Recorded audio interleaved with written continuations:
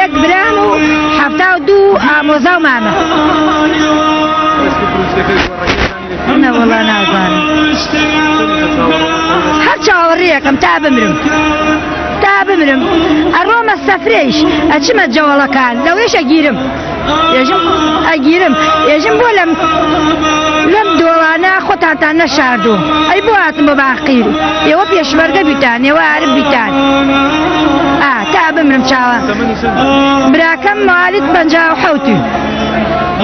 ئەو وەختە 57 بۆ هەشتاوەش چیەکە تقریبا 37 ساڵێک ژنمش بۆی کردە ژنەکەی و کوڕەکەیشی بەر باوکم دوو براژن دوو برازا و برایەکم ئەنفالە باوکم و دایک بژێن لەگورە سەلمان هاتن و ئێوە لەم مەراسیمانەیە فرمێسک دەڕێژن فرمێسکتان پێ ماوە هەتا بمرم پێم ماوە ئەگیرم بۆ براکەم فەقیر بی زۆر ئەگەر ئێسک و پرووسەکەی بێتەوە هیچ ئاسوودەدا ئاسوودە ئەوم یعنی ئەگەر فەحسمان بۆ بکەن ئاسوودە ئەوم بەس تا بمرم داخی خۆش ناکەم قەت نایکەم زوڵمی لێ کردیان غەدریان لێ کرد لەسەر چی وای لێ هات لەبەرەوە کورد بیمان داوای حەقی خۆمانە کرد داوای شناسی خۆمان هیچمان نەی تاوانمان نەی بەس کورد بیمان بخۆ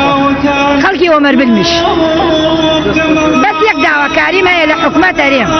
من موچەی براکەم وەرەگرم موچەکەی من بوڕێ هینەکەی تەحسین شاوەتیش بوڕێ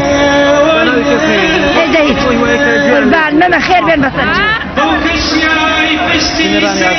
دێمەوە لای ئێوە دیارە ئەمە بەشێک بوو لە ئازار و نامەتەکانی دایکە خۆشەکانی ئەنفال کە لە